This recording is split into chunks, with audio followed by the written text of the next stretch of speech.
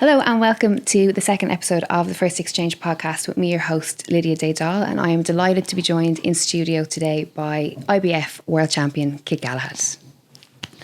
Of the whole world, not a little bit of it. Champion of the whole world, not a little bit. I did see this on your Instagram this morning. How are you feeling? I'm good, thank you. It's been just over a week. Yeah. How does it feel to be world champion? No, different. Oh, well, I was going to ask, is it as you had imagined it would feel like? Not really, because being a world champion was just one of the goals. For me, it wasn't just like, it was just a goal I set.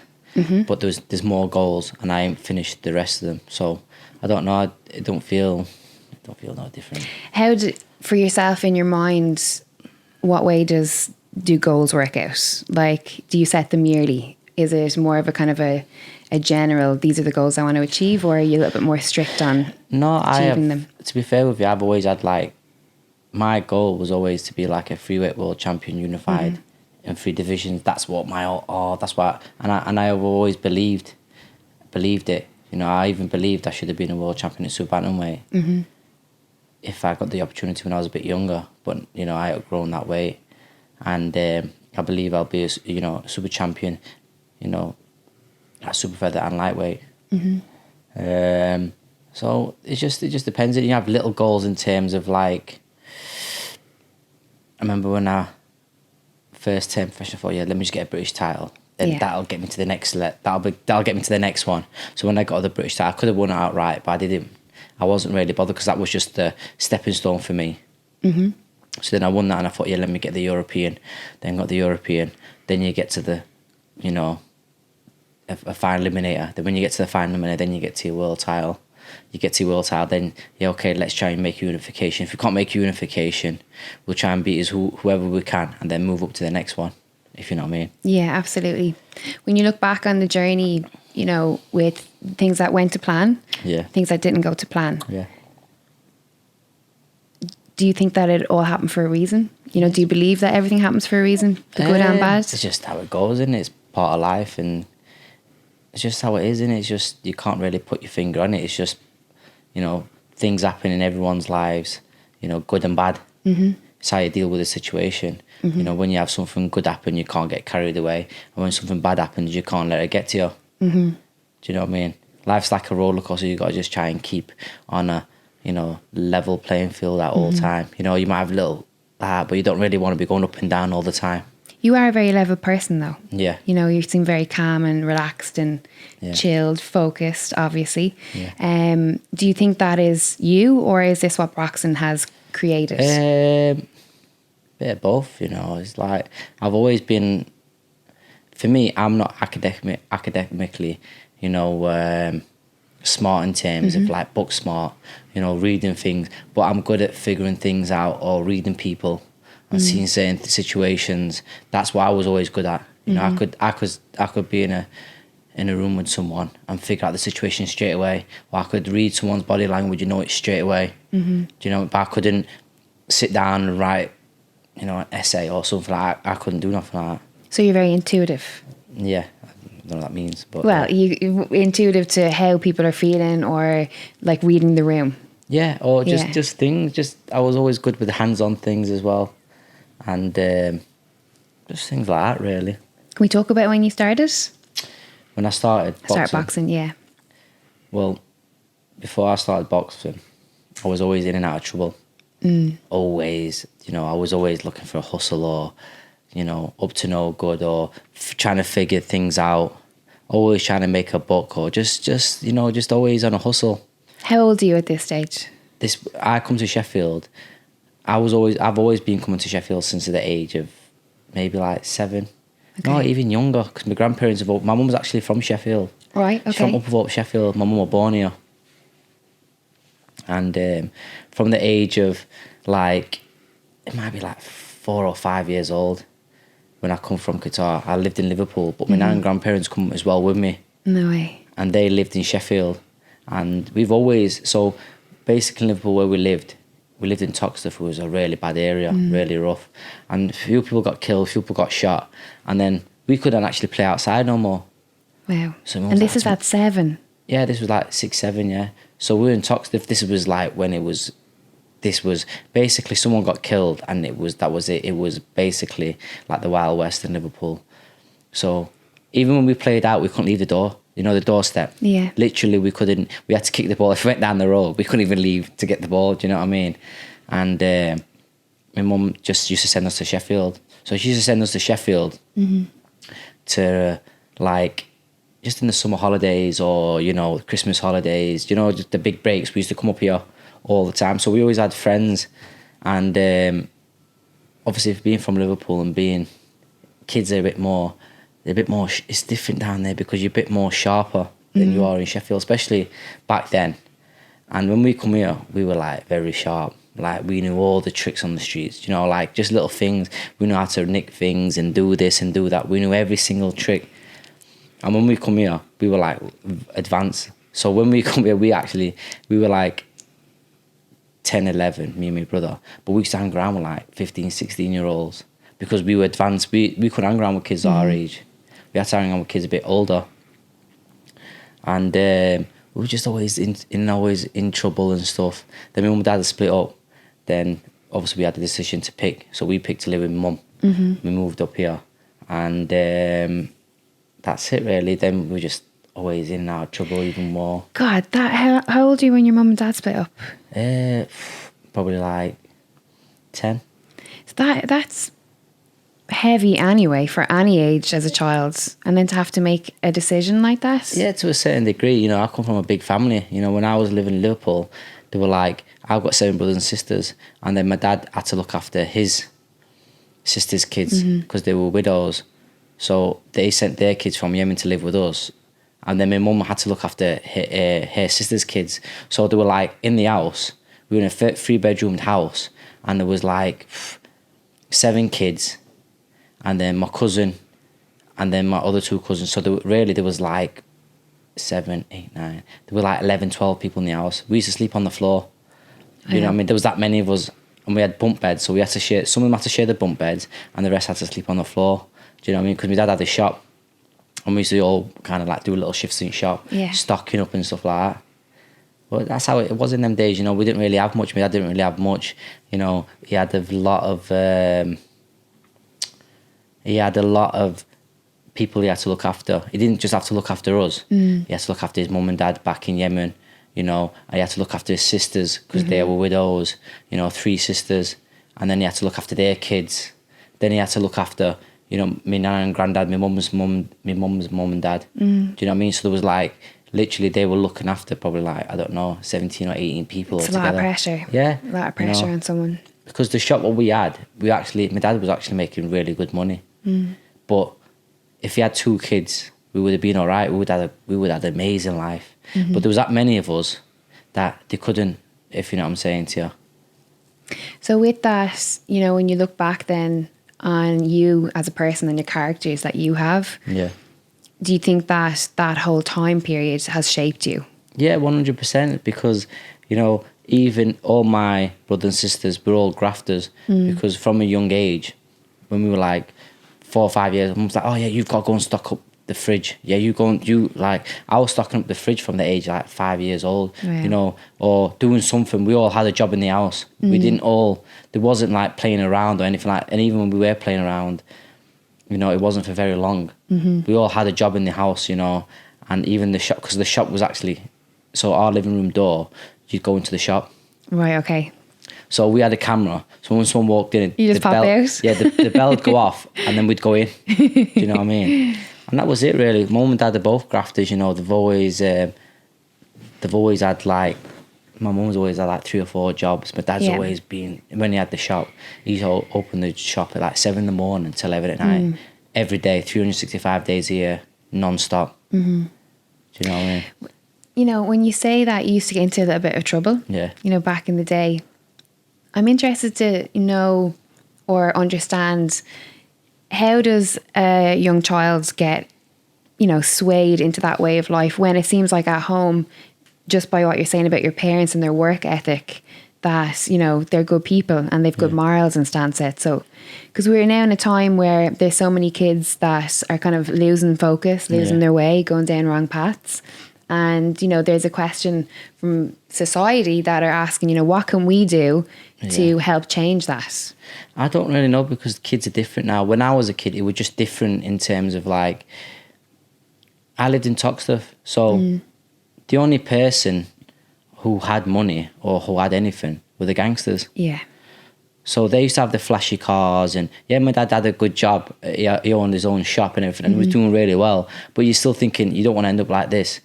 Do you know what I'm saying? Because we didn't really have nothing. But it's only until you get older you realise that he did have something. But because he had so many people to look after, he didn't have nothing, if you know what I'm saying. He had so many outgoings, he didn't really have much. And it's just different, because when you look at like all these people in my area when I was in Toxteth, or even up before in Sheffield, the people who had money were like the drug dealers, the gangsters. I didn't know no one who was a doctor or a dentist or a nurse or anything. I never met anyone, even when I went, the only time I met anyone like that was when I was in the boxing gym at the age of 12, 13. Before that, I didn't know no one who was a doctor or a dentist or anything like that. No one at all. Do you know what I mean? The only people I knew were the gangsters and drug dealers. And you end up, because you see these things, what they've got, you think, yeah, and I go, I want to be like, I want to have this, I want to have that. And that's the thing, you know, it's just the environment, innit? Yeah, which is, you know, that I think it's sad that, you know, it's because children are so impressionable, you know, and that there is an opportunity to help them or to stop them going down that path if it is about who's in their area. Yeah, but what it is, my dad thought he did well, because he's gone from Yemen, which the slums of Yemen, having literally nothing, no electricity, no gas, living in a shitty little hut, to going to England. Yeah, it might be in a crap area or whatever it was, Toxteth, but he has actually swam the channel. And I think you don't, that's a bit like living in a council estate in Sheffield, then going over to a, you know, living in, I don't know, in a massive house indoor in Sheffield. That's how big this step was from Yemen to Toxteth. That's a massive step. Do you know what I mean? And I just don't know. And they don't realise the environment and everything else because of, they just don't. They come from a different time and era and everything else. I think they don't realise. Absolutely. Can you remember a moment when you went into Ingle Gym and you met everyone there? Yeah. And that's what happened. I went to the mosque on a Friday. Yeah. And I walked in and I seen that. Well, before that, I actually used to go to a boxing gym in town. And in town, me and my friend Trish, we used to just go there because we were skinny kids. We started getting into a bit of trouble down, you know, like just on the streets and that, but we'll get a bit musclier because we were both skinny. We were like skin and bone. So we thought we'd go to this gym because this guy, at that age, you can't really go to a gym. At that time, they wouldn't let you go to a weights gym and stuff. They wouldn't let you do weights. So we went there because this guy let us train in the gym. And he goes, there was like a boxing ring there, and we used to just mess about, me and Trish, just messing about, flinging a few weights around. This was only for about 2 weeks. Then I seen Naz at the local mosque one day. I said, Naz, I says, I'm doing a bit of boxing in this gym. I says, I want to be a champion like you. What have I got to do? He goes to me, look, there's a guy called Brendan Ingle. He owns a gym called St. Thomas's Boxing Club. He goes, you need to go there and find Brendan. He goes, he'll make you into a champion. So I went home, told Mum, I said, Mum, we need to go and find this gym. It's somewhere in Winkerbank. That's what all I knew. Went driving around looking for it. Eventually we found it. Walked to the gym, and that's when I knew that's when I knew my life, what my calling in life was. Really? Yeah, straight away when I walked into that gym. What was the feeling? It's just weird because you just know that's what you want to do. And I remember walking in and I looked down the ring and I remember seeing Johnny Nelson, Junior Witter, Ryan Rhodes, Kel Brook. There were loads of people, Mia Khan. There were loads of them all in the ring. I remember looking up because the ring's a bit lifted in our gym. Yeah. I remember looking up and thinking, they're all massive. I want to be like them. Do you know what I mean? And that was it. And then I spoke to Brendan. He says to me, come here tomorrow morning. Make sure you're here at 6:45. So I got up in the morning because the tram from the Upperthorpe to Sheffield, Upperthorpe to Meadowhall, because that's where I had to go, then walk across from Meadowhall, was about 45 minutes. So I thought I'd best get up early. So I got up at 5:45, got there got to the tram stop at 6, got to Winkerbank for about outside the gym. I was outside the gym for about, it might be like 22, waiting for Brendan. Didn't turn up. Then 20 minutes later, he turns up at 7 o'clock, opens the gym, and they come in and show me footwork. He goes, oh, just do this footwork here. I'm going to go to Meadowhall, I'm going to come back. So he just showed me what to do. And I practiced it, and he went, and then I'm looking at the clock. 8 o'clock went by, 9 o'clock went by, 10 o'clock. He wasn't there. So he's come back, and I just seen someone pop their head through the window, through the door like that. And he looked at me. And then he closed back up. And then he went again. Then I would just continue doing my footwork. Then about 12 o'clock, I come in. He goes, oh, yeah, give me a sandwich. He goes, yeah, we're going to go across the church now and do a bit of cleaning. So we did a bit of cleaning. He was talking to Italian, saying certain things. And then at 3 o'clock, we went back over to the gym. He goes, yeah, just do this now with your feet. Showed me some more footwork. Practice. Went home at 6 o'clock. For about 2 weeks, all he had me doing was my footwork, nothing else. No, didn't throw a punch or nothing. He's testing you. Yeah, to a certain degree. I think he was testing me, but the thing was as well, he probably was just teaching me the fundamentals of boxing. You know, where most trainers now, they don't teach you about footwork or anything like that. Yeah. It's only the really old school trainers. No, I don't really know a fighter what's got tremendous footwork apart from Usyk and Loma. Other than that, who else has got fantastic footwork? No one. No one really does footwork no more. Everybody wants to do the pads, and they think pads are going to become They think pads are going to make them into world class fighters, and it's not. Pads doesn't mean nothing. In those 2 weeks, what are you thinking? Are you thinking like, when am I going to spar? No, he just told me what to do, and that was it. I didn't really think nothing. I just thought, well, if I want to be a champion, this is what I've got to do, and that was it. I didn't ever think anything like that. I just thought, well, he knows what he's doing. He's made all these champions, so he must be, whatever he's saying to do is right. And that was it. And I just kept on doing it. Whatever he told me to do, I just did. I didn't ever think, there's more to. I didn't ever think. I just thought, it's Brendan. Because Brendan was an honest person. You when you met him, you knew straight away what he's like. Absolutely. Can we go back to when you were in the mosque with Naz? Yeah. Like, as a child, like, Naz is there. Obviously you're at the mosque, but do you at that stage recognise how huge he is and what he's achieved? Not really, because the thing was, when we were kids, we used to watch the Naz fights. Yeah. And because before that we didn't watch no boxing. In our house, all we watched was wrestling. Yeah. My nan and granddad. WWF? Yeah, my nan and granddad. It was WWE at the time, right? Even the old ones, like really old ones, like the British Bulldog and all them. Because my nan and granddad, they actually thought it was real. You're joking me, really? And they used to have the cassettes. Remember the little cassettes? The VHS. And they used to just watch it, put them on. Hulk Hogan, they used to love Hulk Hogan, and they used to put them in. The Ultimate Warrior. Yeah, Ultimate Warrior, all them. And they were massive wrestling fans, my nan and granddad. No way. But they thought it for years and years. I think even to the past way, they never knew. Really? Yeah, they never knew. They just thought it was real. Yeah. And they used to have the tapes, and just put this tape on for me today. And we'll sit there and watch old wrestling. That's what we used to do. And when Naz used to box, we used to watch Naz box as well. And but the thing was, you knew he was big, but you don't really know. You don't really know. If you're not really involved in boxing, you don't really know what someone's achieved or how big the achievement is or anything like that. We don't really know. And I don't know, when you just met Naz, we just met him. I didn't think anything of it. Yeah. If you know what I mean. Yeah, of course. So back to Brendan and the Ingle Gym, the Ingle Way.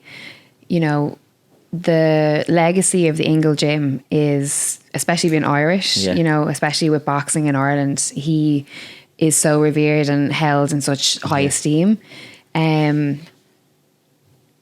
You say that you felt like he was an honest person when you went in there. What was it about him? Because we hear about, the looking after people, making food, going to the church, sweeping the streets, different things, helping the community. Everything that you want a boxing coach in the community to be, it seems like he ticked all the boxes. No, 100%. And I think with Brendan was, the only thing I sometimes think, Brendan was too nice, but probably that's why he's so loved in Sheffield, because a lot of people who who were in the gym or did things, a lot of them, I don't know, sometimes I felt like people could pull wool over Brendan's eyes. Yeah. You know, like, oh yeah, Brendan, I'm doing this and I'm doing that, but really there wasn't. And Brendan didn't, Brendan was like one of them, if you said something to him, he'd think you weren't lying, if you know what I mean. And he was just like, you just knew Brendan, I don't know, it's hard to explain, you just knew straight away, you just knew his character. He was just one of them people, like Dominic and John Ingle, they're a bit different to Brendan, where in terms of like, Brendan spent a lot of time, I think what they resent is, well, like, sometimes is Brendan wasted a lot of time and a lot of people that he didn't have to. Yeah. Because some of them people that he spent time with didn't do nothing, and some of them actually end up being worse or whatever. He had a lot of success. Out of 1 million people, probably, 200 of them did something positive in their lives, and 800 of them actually didn't do nothing. And, I think they resent is that they were his kids and he spent more time with them. Yes. And the thing is, them people, the 800, he wasted a lot of time. And I mean, even sometimes when I think about it, when I was in the gym, there was that many people that come and go through the gym. And he spent the time. And at the end of the day, you always can make money back, but one thing you can't get back is time. Absolutely. And I think they learned from that, and they're a bit different to Brendan and Thingy. Like, it's just hard to explain. They're just different to Brendan Way in terms of like, they won't waste no time. If they get a sniff of something, that's it. Do you know what I mean? Or if they tell you to do something, you're not ready to do it, they'll just leave you. Where Brendan was a bit different. Like, it's just, Brendan was like, he'd give you a chance and chance and chance. Where sometimes, Dominic, they'll give you like 2 or 3. Brendan would give you a chance forever and a day. Yeah. But Dominic and John probably give you like 2 or 3 chances, and then they're kind of like, well, I'm wasting my time here. What's the point? Where the truth is, they're probably best off doing that, because Brendan wasted so much time with people, and they don't want to do that. They don't want to make the same mistake. And I think it's, the industry as well, and that what you say about almost the revolving door of people coming in, because not everyone is going to be a world champion. Not everyone is going to be able to stick to be disciplined to stick to what they need to do, and that's one thing that I always think about, especially working in media and speaking to so many coaches and fighters, is that me as a person, I don't think that I would be able to do that role because of that investing in someone, and there is no guarantee that they'll be here in a year's time, that they won't go somewhere else. And for you, being with the same team, same gym for all this time, does that mean something more to you, that you're one of those people that, has stayed loyal or has stayed true to the team? The thing is with me was, in boxing, at the end of the day, if I get up and go to the gym and do my footwork or do whatever I've got to do, I shouldn't need someone to get up and I just shouldn't need Dominic or Brendan or anyone to tell me get up and do it. I should do it myself. Do you know? And then when I'm practicing or shadow boxing, they can't do that for me. They can't get on the treadmill and run for me. Yeah. You all have to do it. So to a certain extent, it's actually, you got to do it yourself. But most of these kids now, they think that someone's gonna come and like wave a wand round and all of a sudden they can be world champions, or I don't really want to do this run, can we change it for something else? And it's just different. Kids are just different. And do you know what it is as well, what's sad, not everyone's going to be a world champion like you said. And with Dom and John, they're a bit like, look, they'll sit down like, look, you're not going to be, because we've had kids, we had it one time, I remember an Indian kid coming to the gym. He was like 24 years old. He walked into the gym, and it was his mum and dad sent him from India to go to some university down London. He was a really clever kid, had a load of money, and he was becoming a doctor or something. He must have watched some DVD or something about some boxing, and he wanted to be a boxer. He come into the gym, and he's like, I want to be a boxer. Dom goes, oh, how old are you? He's like, I'm 24 years old. I've done this, I've done that. He goes, oh, how many fights have you had? He goes, I ain't had no fights. He goes, oh, how long have you been training for? He goes, oh, a week or 2. He goes, but I'm going to be a world champion. And then Dominic just says, well, just go on the lines and do your footwork for a couple of days. He just looked at that and he goes to him, look, he goes, I'm not being funny, you're not going to do nothing. He goes, you can train it for a week, and just see what you're gonna, do. He goes, yeah. He packed up his work. He packed up his university, moved to Sheffield, and they were gonna get a job in Costa and box and train. And then Dominic goes to him, look, you're a clever kid. You've got all these results and whatever it is. He goes, you're never going to be a world champion. He goes, that's the harsh truth. I'm going to tell you now, you're never going to be a world champion. No matter what you do, you're never going to be a world champion. He goes, you're 24 years old. You've never boxed a day in your life. He goes, you need to go back to university and get your degree, being a doctor, whoever it is. Do you know what I mean? But then the kid were arguing like, yeah, I'm going to be a world champion. And they were arguing from about 20. And I just thought, but the thing is, you'd rather have someone tell you the harsh truth like that. Yes. Than drag you along for 10, 15 years. Then you've just wasted absolutely 10, 15 years of your life. Yeah. But that, I think some people don't really like that about Dominic sometimes. You know what I mean? Yeah, that he's just tells it like it is. Yeah, he just tells how it is. Yeah. But, while that is needed and it's appreciated, probably at the time you might not appreciate it, but down the line you definitely will. Yeah. But some people have actually said, yeah, but how do you know he's not going to do it? Well, if anyone's qualified to tell you you're going to be a world champion or not, it's him. Yeah. But you could be a world champion. Yeah. This guy's done it. Oh, Carl Froch turned pro when he was 27. This guy did it. Yeah, but you're not thinking about the bigger picture. Yeah. Carl Froch was, he had a good amateur pedigree and everything else. And you just think, some people are just off their heads. But do you not, playing the devil's advocate, do you not see that, because there's all these books out there and all different things that will tell you, and someone says you can't do it, just believe in yourself. And, but obviously boxing is different because... Boxing is different to like... There's a blueprint, right? Yeah, no, but boxing is completely different. Like there's the guy who owns Amazon. And he... Steve Jobs? One of them. Steve Jobs? No, he's not Steve. No, he's not Steve Jobs. Oh, Jeff Bezos. Yeah. Thank you, Danielle. There's him, whoever it is. And I think there's like a post on Instagram, basically like, when he was 35, he had nothing, and then now he's 50. Yes, yeah. But the thing is, boxing's a young man's sport, and you're not going to be able to turn professional at 35 years old, and at 50 be a world champion. How you just can't. But some people actually think, you might be able to do it in a non-physical business or something like. Yeah, you can do, but in boxing it's just different. You can't do things like that, and people think, yeah, but you can, but you can't. That's when Bernard Hopkins was world champion at 50, he's been boxing since he was a baby. Yeah. And George Foreman is different, but some people, I don't know. I think boxing just attracts. Sometimes you've got to have a screw loose in your head to be a boxer. But it does attract... Glad you said it. Yeah, but it attracts a lot of crazy people as well. Can we talk about that for a minute? Yeah.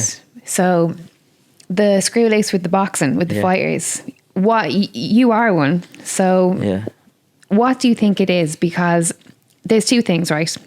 Someone had sat down and said to me before about... fighters and different things and the process they go through, like the mental side. And they had said, well, all boxers are, they're not all there because they want to fight for a career. Well, they want to do that. To be fair with you, it depends on what level you're at. You can not have a screw loose and be a boxer. You might get to English level, British level. But really, I believe to be at the top level, you have to have a screw loose. Yes. Do you know what I mean? So on that, right, there's also a quote about Michael Jordan. I think it was around when the documentary had come out and stuff, and Dennis Rodman and stuff. And it's actually a Paul Chek quote, who's a kind of a mind, body, spirit guru, we would say. But he said even to look at a professional elite athlete, to look at them at that level, what it takes to get there, from the physical side, the mental side, the, being disciplined, all those different things. And the competitive side, to want to be that competitive, to have to be the best. When you break that down, like what is that inside them that's leading them to be like that? I think that actually is anyone who's successful in anything in life, that's what you've got to be like. What do you think Jeff, the guy who owns Amazon, do you think he's not competitive? No. Of course he's competitive, because of look where he's got billions and he's still there trying to get more, and he's still trying to keep on top of everything else. I don't know, I think when you want to be successful at whatever you do, you've got to be obsessed with it. 100%. But the thing is, there's levels, and there's like, people say they are, I want it this bad, and everything, but really they don't want it. Yes. But that's just, I believe that's 95% of boxers anyway. Yeah. They're all most of them are pretenders. Do you think? Yeah, 100%. That high, 95%? Yeah, 95 I would say are pretenders, yeah. Because I've been in this game a long time. I've been around a lot of fighters. And some might become world champions, some might not, you know. But even some of the pretenders might end up being at a world level so long. Where are you sussing out the pretenders? Where do you see it? Just in every aspect, you know, like it just depends on it. Like sometimes it just depends because, you know, if they want it so bad, how come, you know, why can't they stick to the diet, or why can't they train? Why can't they train twice a day, or why can't they, you know, when it gets tough, grind through? Yeah. You know what I mean? It's just little things you just see sometimes, and you just think, oh, you know what? He's a bit of a pretender kind of thing. You know what I mean? And most of them say they want it, but really they don't. Does it anger you that the boxing is filled with people 95% that? Not really, because that's just how it is. Look, in business in general, you know, 95% people go bust and whatever it is. That's just how it is. That's just how life is, if you know what I mean. Yeah. And it's just. That's just how it is, innit? You know what I mean? It's just fighters in every sport. It's like that. It's not just boxing. Do you know what I mean? That's what separates the people like Cristiano Ronaldo and the other players. Do you know what I mean? If you look at, I know Wayne Rooney's made a load of money, but if you look at him and Cristiano Ronaldo, you know, you won't ever think Cristiano Ronaldo's actually older than, you know, than Rooney. But look what he's done, and look what look at all the hype that he got, and then look where he is now. Look at Cristiano Ronaldo. It's crazy. Does that tie into, you know, when people think about Kid Galahad, the fighter, you know, the one thing that's always said is discipline. The most disciplined person that they know. I think it's a bit of fewer different things. You know, I think people can't really put a finger on it. But, you know, I would say, I am probably the most disciplined from who I've been around with anyway. And that's just how it is, you know. At the end of the day, when we get in there, we're fighting for our lives. So why wouldn't you want to, you know, make sure when you get in there, you've got every advantage of possibly you can. Exactly. You know, we're not playing football, or we're not playing marbles. We're getting it round head. Yeah. Do you know what I mean? When you say that, you know, fighting with your lives, you know, that there is that massive risk. Yeah. With the sport, can't be denied. How does that sit with you? Knowing that every fight that there is this potential, that there is always a risk involved in it. There's always a risk in anything you do. Do you know what I mean? It's like, we'll put it this way: before I become a boxer, all I ever wanted to be was a gangster or a drug dealer. Yeah. And that risk is actually worse than. Do you know what I mean? But if you're willing to take that risk, then boxing's not really as risky, if you know what I mean. Yeah. And the thing is, I just don't know. I think it just depends, innit? It's just like, when you do everything, the risk, you just minimise the risk. Do you know, if you're drinking or you're doing things that you shouldn't be doing, say you're getting a fight, now it's not a 50% risk. You know, because you've messed about, it's gone to a 40%, you know, sorry, there's 60% risk. But if you're on your job all the time, you know, then the risk goes down in terms of like, oh, you know, it's a 90%. I make sure when I get in the ring, you know, the risk is like a 95% risk in terms of coming out damaged or whatever it is. And it just depends. When you practice and do everything you do in the gym, then it's not really a risk, because you do it, it's every day. Yeah. When you look at your life as a whole, you know, what way do you view, you know, I would have my belief system is that we all have a purpose, and that we all are here to follow our purpose, sole purpose, and, you know, that everything is mapped out for us. What is your understanding of why we're here? I don't really know. You know, the thing is with me, I'm just focused on what I've got to do.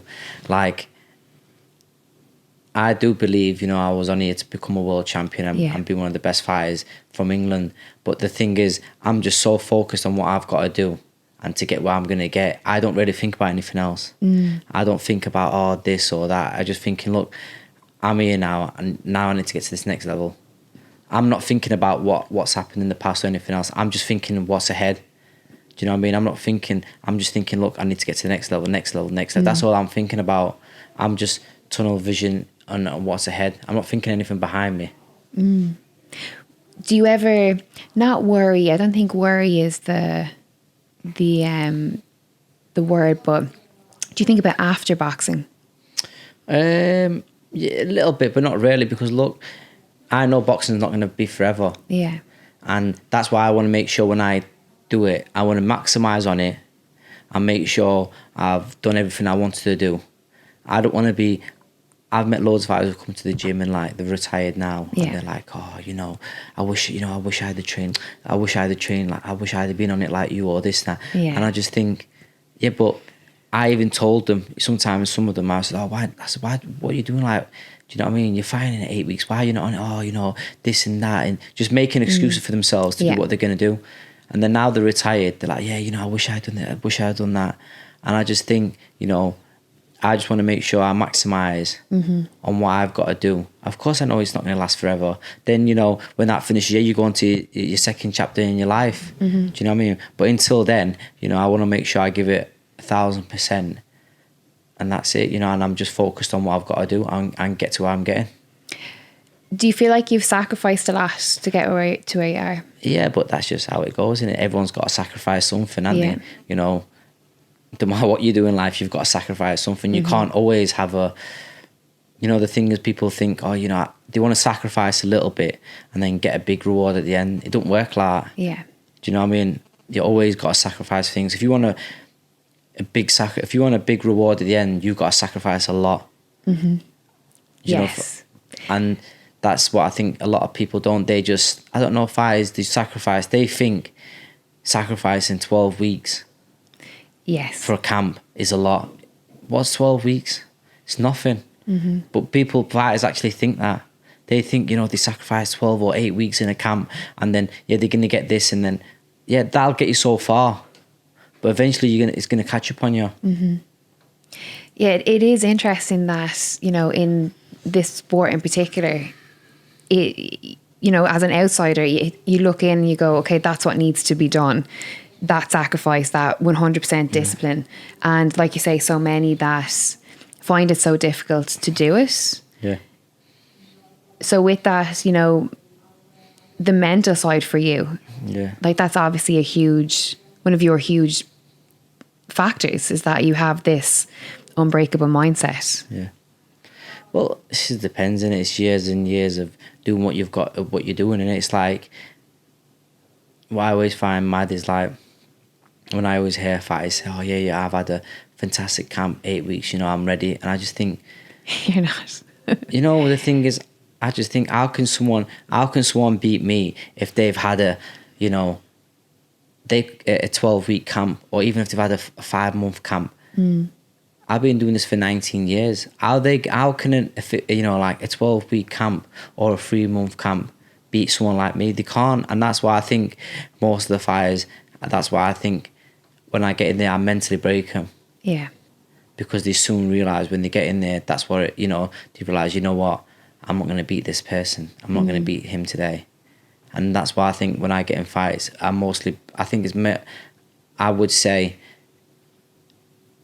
I've never been in the ring and not being so mentally. I always believe I've broken mentally, and then everything else comes with it secondary. You know, then physically, then everything else. Can you feel it when you're in there? You feel the moment where you can break someone's spirit. The thing is, you know what it is, when you do all the time. I've been in the ring with people, even sparring, and you just know. It's just something you just know when you've got someone, and that's just how it is. You know, in the years in the past, we've had kids who've been in the gym and they've left the gym and they've said, oh yeah, you know, oh yeah, I didn't get tracked well at the Ingle gym and this and that and all this stuff.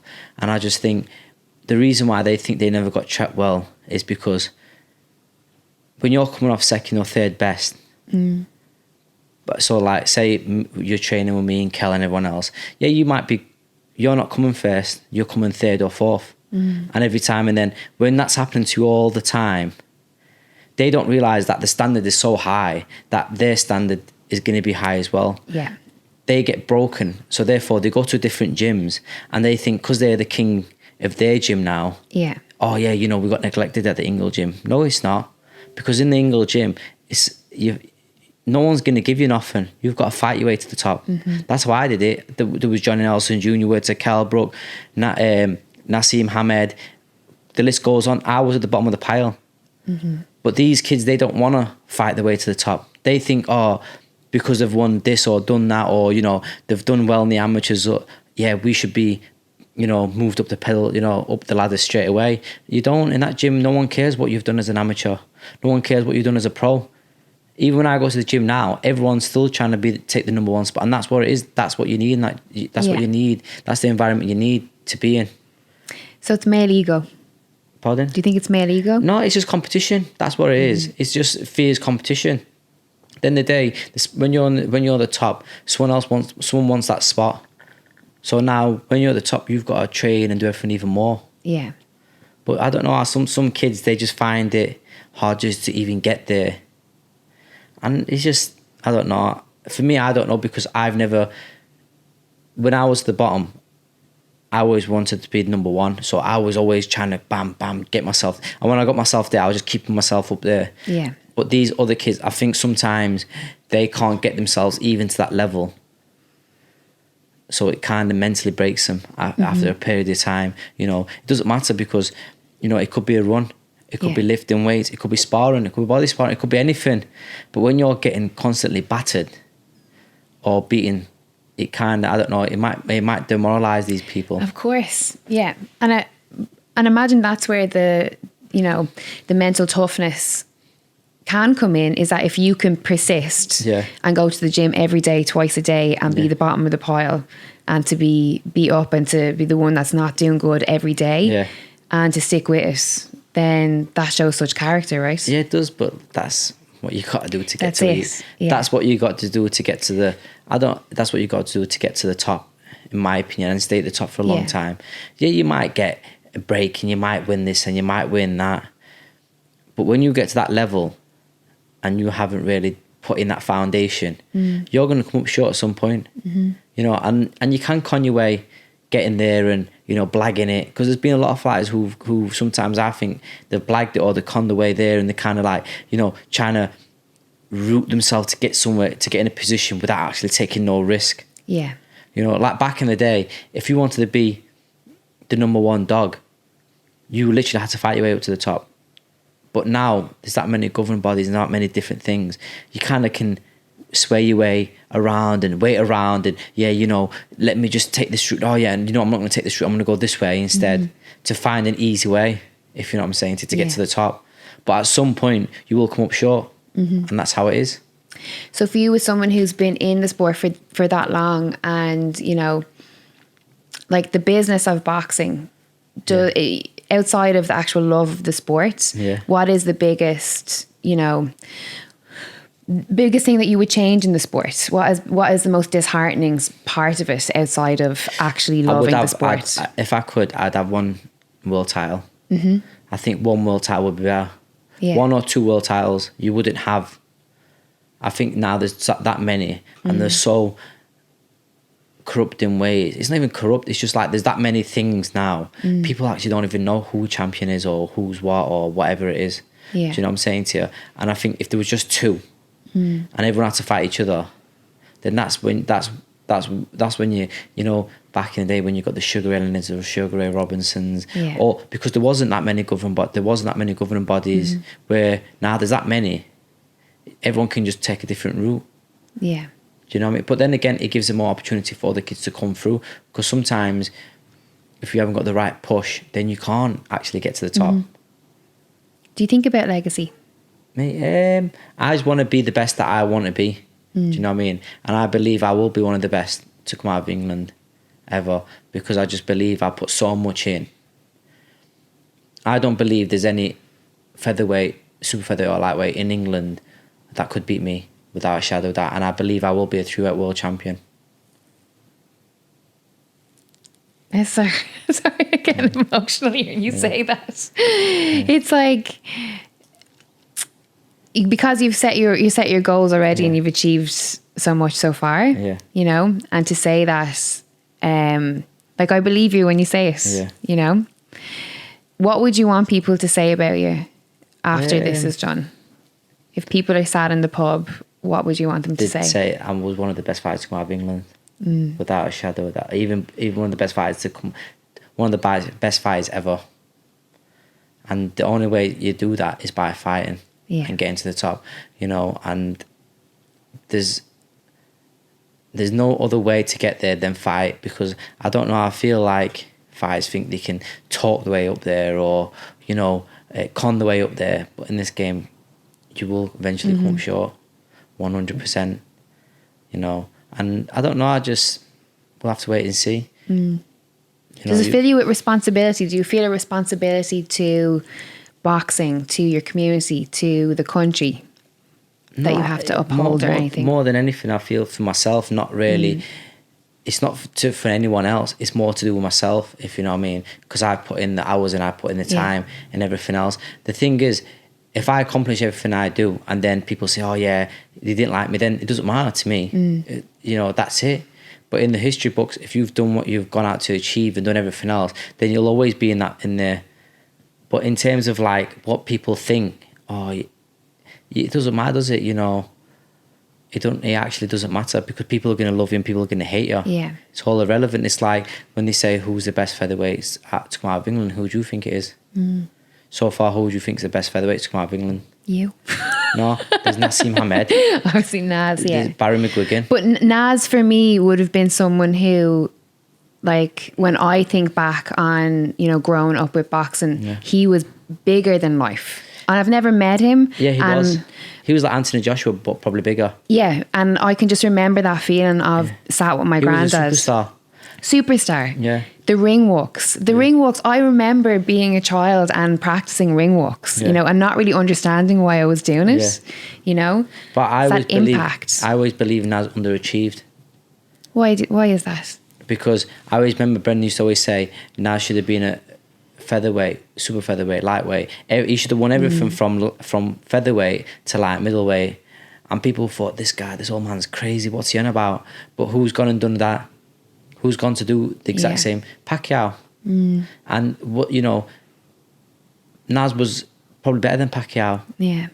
In terms of technique and, you know, in terms of punching power, he probably hit harder than Pacquiao. In every aspect, Naz was probably better than Pacquiao. But he never fulfilled what he should have fulfilled. If you know what I mean. He didn't. Do you think he would say that as well? I don't know, because you don't know with Naz, you know. I even said when I spoke, I said to him, you should have won everything from this weight to that weight. But he's like, yeah, but I did a lot anyway. I had 20 defences. And I said, yeah, I know you did. I said, but you still should have won everything from here. I said, you've gone down as one of the probably the best featherweight to ever live. I said, but really, you should probably have been on the list to be one of the best fighters to ever live. He should have been in there when they say Pacquiao's, when they say the Floyd Mayweather's. Naz should have been, because I believe Naz was better than all them. Yeah. He had the more, but then again, he probably didn't have the discipline what they had. Do you know what I mean? But he should have been in that category with them. When you look at getting that you know, that legacy, people to look at you in that light, when you think about, you know, why am I different? What is it that I possess that has made me better than all these different fighters that are out there now that have gone before me and that will come after me? What do you hold? I just believe I'm more determined, more disciplined than him. In terms of, I don't think I'm the most talented or, you know, the most fittest or the most strongest, or I think I do everything good. I don't think I'm actually exceptional at anything, where Naz was like exceptional in punching power. He had exceptional defense. Everything with Naz had was exceptional. Probably the only thing that you would say, if anything, would probably just discipline. But I don't believe, you know, I was anywhere near as the same in terms of Naz's, you know, skill wise and punching power. I don't think there's any fighters. Do you want me to tell you the person who was probably the closest was Kell Brook? Really? Yeah. If the closest person was probably Kell Brook. I even believe Kell Brook underachieved, and I always say that to him. Really? Yeah. I said Kell should have won everything from welterweight, you know, to middleweight. How is that received when you tell Kell Brook, you know, you've underachieved? Like, I know, but I've done all right. I said, yeah, you have done all right. I said, but I honestly, I don't believe he should have won everything from welterweight to at welterweight to middleweight. I don't know if they believe that themselves, but when I looked at them, I thought you could have easily done that. There was, but that's it. That's just my opinion. Kel's made a load of money, Naz has made a load of money. It might be different when you made the money what they've made, but then again, I don't know, because I've done all right so far, but I don't know. I'm not really money. It's good to have money. Yeah. But I'm not really, of course you want to fight. Of course, that's what we all fight. We all fight for money. But I don't believe, if I had 10 million tomorrow, my mindset would change. It wouldn't. I'd still probably be doing the same thing what I'm doing now. What's important to you in life? Me? Doing what I've got to do in terms of boxing, achieving what I want to achieve. That's my only goal in life at this moment in time. Would you understand if somebody didn't understand that mindset? Yeah, well, when people say... I think a civilian wouldn't understand that mindset. Yeah, but I think if someone who's, like you said, an elite athlete, or someone who's like the guy who owns Amazon, it's different. They probably understand you more than most people do. But a civilian, of course it is. But that's what separates, the amateurs from the pros. Do you feel misunderstood? What do you mean by that? Like, do you feel that not many people outside of maybe your coaches and your teammates understand this life? Yeah, but it's just different. Like I said, a civilian would never understand me. Yeah. But someone who's elite or a professional in terms of what they do, they probably would understand me. But I don't know. That's how it is, isn't it? That's what separates us from them. Do you have any regrets? No, none. Not one? Never, none. Really? Nothing. Everything in life happens how it's supposed to happen. But I don't have no regrets. People say, this, that's none at all. So you do believe that everything happens for a reason? To a certain degree. But I don't ever think, I don't think into it too deeply. Where like some people think, And I think sometimes some people, they use it as an excuse. Yeah. If you know what I mean. No excuses. No excuses. No excuses, no stone unturned. No mercy. No mercy, yeah. What is the mindset when you have no mercy? That's where you get the Marvin Hagler mindset. Right. That's where the no mercy comes from. But let me ask you, right? As we're coming to the end of our podcast, one thing that I've always noticed in the lead up to your fights and after your fights is that the switch in, your mindset as when it's towards your opponent. Yeah. And it's always like, it's all love, but it's just business. Yeah. Where does that want to hurt that person come from when you're in there?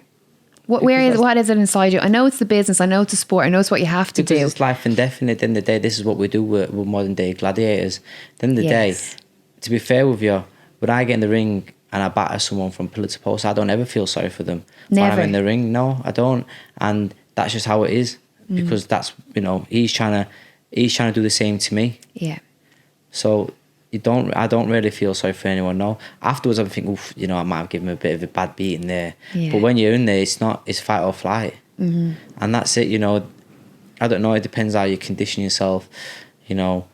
My mindset in there is when I get in there, I just want to absolutely batter this guy from pillar to post. And, if he leaves in a stretch, he leaves in a stretch. If he doesn't, he doesn't. But that's that's the cost of winning. You've got to really want it. Have you ever, has anyone on the civilians saying, "Oh, that's Kid Galahad. I'm going to try and," people think that they can get one up on Kid Galahad, or not really, because not really, because it just depends. In it, it's like,